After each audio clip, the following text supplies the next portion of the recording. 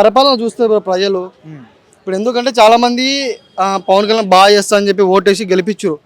ఈ ఇయర్స్ లో పవన్ కళ్యాణ్ చూసి నెక్స్ట్ ఇయర్ ఆలోచిస్తారు ప్రజలు దేనికి వేయాలి ఏంది కథ అనేసి. అది అంటే ఇప్పుడు లోకేష్ గారికి చాలా మంది ఇప్పుడు డిప్యూటీ సీఎం తీసుకోవాలని చాలా మంది అంటున్నారు, టీడీపీ వాళ్ళే అంటున్నారు. సో ఎందుకోసం ఈ ఆలోచన వచ్చింది? ఎందుకోసం అంటే బ్రో, ఇప్పుడు ఒక ఇంట్లో 5 మంది ఉంటాం, పక్కలోనే ఉన్న తీసుకొచ్చి ఇంట్లో పెట్టి అన్నం పెడితే అంటే మిగతా నలుగురు కొడుకు కోపం వస్తుంది. అట్లా టీడీపీలో ఉన్న వాళ్ళకి కూడా చాలా మంది కోపం వస్తుంటది.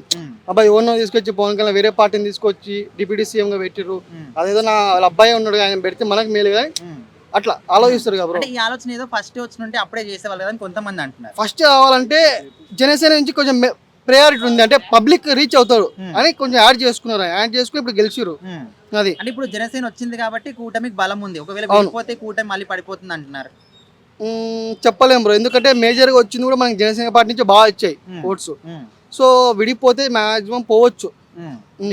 పవన్ కళ్యాణ్ డిప్యూటీ అంటే మన లోకేష్ గారిని డిప్యూటీ సీఎం చేయాలి అన్న ఆలోచన ఎవరికి వచ్చింది అనుకోవచ్చు అన్న? అంటే అటు నుంచి వైసీపీ చేస్తుందా లేకపోతే కూటమిలో ఉన్న వాళ్ళే చేస్తున్నారు? ఇప్పుడు అవతల వాళ్ళు పుల్ల పెట్టడం కన్నా మనకే ఒక అది కలుగుతుంది మైండ్ లో.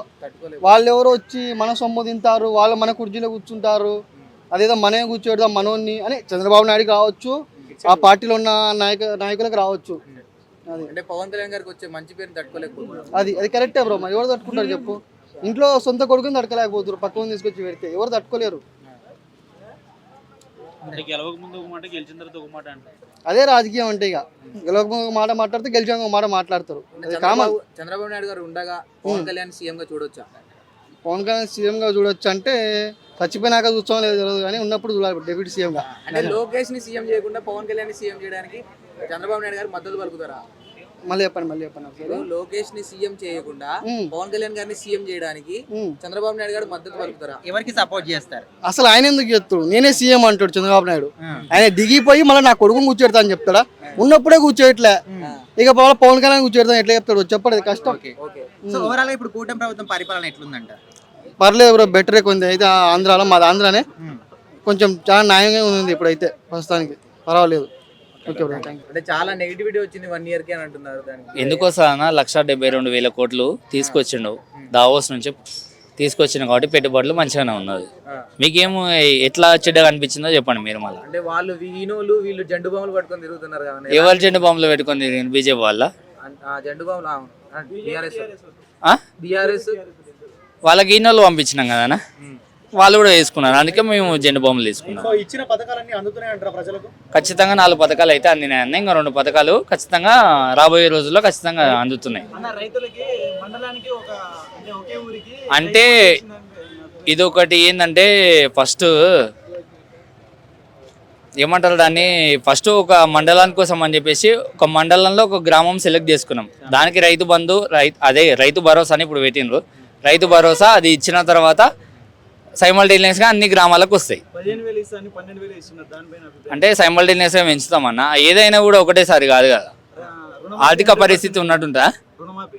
రుణమాఫీ చేసింది కదా 2 లక్షలు, 80% అయినా ఏదో కూడా కొత్త కాలేదు కాబట్టి అది కూడా అవుతుంది. అంటే కొన్ని నెగటివ్, మిగతా 20% ఎట్లుందంటే వాళ్ళకు ఇంటి పేరు ఏదో తప్పుండో లేకపోతే వాళ్ళ కుటుంబం పేరు తప్పుండో అట్లా అయ్యింది కాబట్టి కాలేదు, అంతే. వాళ్ళకు కూడా అవుతుంది ఖచ్చితంగా. అది ఇంకా రాలేదన్న, నెక్స్ట్ 3rd year నుంచి తీసుకుందాం అనుకుంటున్నాం. 2వ సంవత్సరం నుంచి తీసుకుందాం అనుకుంటున్నాం. అన్న దావోస్కి వెళ్ళారు కదా, ఆయన ఇంగ్లీష్ మీద చాలా మంది కాంట్రవర్సీ ట్రోల్స్ చేస్తున్నారు. అది ఇంగ్లీష్ మీద ఉండవన్న ఇన్వెస్ట్మెంట్స్ అనేటువంటివి ఖచ్చితంగా ఏముంటుంది అంటే మన ఇదైతే ఏది ఉందో ఇది సేఫ్ సైడ్ ఏది ఉందో అక్కడైతే ఖచ్చితంగా ఇన్వెస్ట్మెంట్స్ వస్తాయి.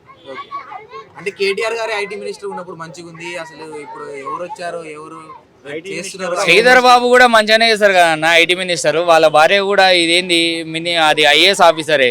వాళ్ళకి తెలియకుండా వీళ్ళకి ఏమన్నా వస్తాయా? అందరికి ఒకటే, కాకపోతే మన ఏంటంటే సేఫ్ సైడ్ ఏది ఉంటే అది ఉంటుంది. ఆల్రెడీ సేఫ్ సైడ్ కాబట్టి హైదరాబాద్ ఖచ్చితంగా మంచిగా జరుగుతుంది. సో ఇప్పుడు ఈ తరానికి కావాల్సిన యూత్కి కావాల్సిన నెక్స్ట్ జనరేషన్కి కావాల్సిన ఒక మంచి లీడర్ అని మాత్రం చెప్పగలుగుతాం. ఇప్పుడు డిప్యూటీ సీఎం గా ఉన్నప్పుడు చాలా మంది వెనక్కి లాడని ట్రై చేస్తున్నారు, ఆల్రెడీ చేస్తున్నారు కూడా. మరి సీఎం అయ్యే ఛాన్స్ వస్తే ఊరుకుంటారు అనుకుంటున్నారా? ఒకడు ఊకునేది ఏంది, మన్నెవడు రాపేది అన్నదే పవన్ కళ్యాణ్ డైలాగు. ఇంకా సీఎం రేంజ్కి ఆయన వెళ్తున్నాడంటే నాకు తెలిసి జనాల కోసం తొక్కుకుంటూ పైకి ఎక్కుతాడు అన్నదే నా ఫీలింగ్. అట్లా ఉండాలన్నది కూడా నా ఫీలింగ్. పవన్ కళ్యాణ్ అనేటోడు ఇంకా సైలెంట్గా ఉన్నాడు.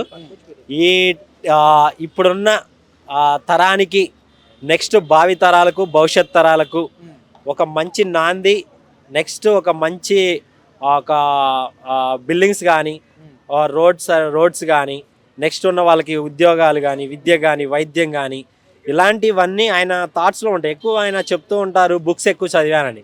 బుక్స్ ఎక్కువ చదివినవాడు ఎవడు మోసం చేయడు. ఎందుకంటే మనం చదివిన ఫ్రీడమ్ ఫైటర్స్ కూడా ఎక్కువ బుక్స్ చదివిన వాళ్ళే. సో ఇది యాక్టింగ్ కాదు, రియల్ అనే దాని గురించి నమ్ముతున్నాము. పవన్ కళ్యాణ్ అనేటోడు ఇంకొక 100 మందిని తయారు చేయాలి.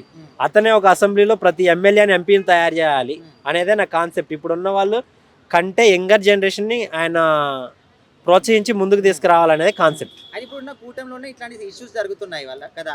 సో వీటి వల్ల జనసేన విడిపోతే కూటమి పరిస్థితి ఏంటి? మధ్యలో ఇక్కడ వైఎస్ఆర్సీపీకి ఛాన్స్ వచ్చే అవకాశం ఉందంటారా? వైఎస్ఆర్సీపీకి ఛాన్స్ వచ్చే అవకాశం ఉందా అనేది నెక్స్ట్ అంటే ఇప్పుడున్న జనాలు ఎక్కువ చేస్తారేమో తెలియదు, కానీ పవన్ కళ్యాణ్ అనేటోడికి మాత్రం కలిసి వచ్చింది భయ. ఇంకెందుకంటే అతన్ని వెనక్కి లాగేది ఎవరు లేరు. ఒకవేళ చంద్రబాబు, నారా లోకేష్ వీళ్ళ మధ్యలో గొడవలు వచ్చినా కానీ పవన్ కళ్యాణ్ బయటికి వెనక్కి తీసినా కానీ అతను ఒక్కడే ఉన్నాడు. మళ్ళీ రాంబాబు, కెమెరామ్యాన్ గంగతో రాంబాబు నేను ఒక్కడినే అన్న డైలాగ్ ఎట్టుందో, అతను వచ్చి అమరావతి దగ్గర అడుగేస్తే నాకు తెలిసి 1 lakh పీపుల్స్ అట్లా నిలబడిపోతారని నా ఉద్దేశం. సో ఓవరాల్ గా పవన్ కళ్యాణ్ గురించి ఏం చెప్తారు ఒక్క మాట? పవన్ కళ్యాణ్ గురించి చెప్పాలంటే ఆయన రియల్ యాక్టర్ కాదు, రియల్ యాక్టర్ అని చెప్తాను. ఒక అభిమానుడు అని చెప్తాను. అతను ఒక రాముడు, లక్ష్మణుడికి ఉన్న బలం ఉందని చెప్తాను. ఇంకా చెప్పాలంటే అతను ఉన్న ఒక టార్చ్ బెర్రర్, ఒక డైలాగ్ ఎట్లా ఉంటుందో ఈ తరానికి కావాల్సిన ఒక మంచి లీడర్ అని మాత్రం చెప్పగలుగుతాను. అతను యాక్టింగ్ కంటే పొలిటీషియన్లో ఇంకా ఇన్వాల్వ్మెంట్ అయ్యి ఎవరి మాట వినకుండా అతనికి జనాలకి ఏం కావాలి, విద్య, వైద్యం, ఆరోగ్యం మీద ఫోకస్ చేసి మనకి దేవుడు ఏదైతే ప్రసాదించాడో అలాంటి వాటిని జస్ట్ ఆయన ఎన్నో బుక్స్ అవి ఉంటాడు కదా. సో ఎక్కువ మందికి అది లేక ఉన్నవారు ఎవరైతే ఉన్నారో వాళ్ళందరికీ ప్రతి ఒక్కరికి ఆయన కల్పించడం కోసం ముందుకు రావాలని నేను ఫీల్ అవుతున్నాను. కంపల్సరీ పవన్ కళ్యాణ్ అనేటోడు భయ ఆయన రియల్ యాక్టర్ కాదు, రియల్ యాక్టర్. కంపల్సరీగా అతను మంచి భవిష్యత్తు ఉంటుంది. నెక్స్ట్ ఆయన నమ్ముకొని ప్రతి ఒక్కరు ఓటేస్తే మాత్రం మనం ఏపీ తెలంగాణలో ఒక మంచి మార్పు అయితే చూడగలుగుతాం. Thank you.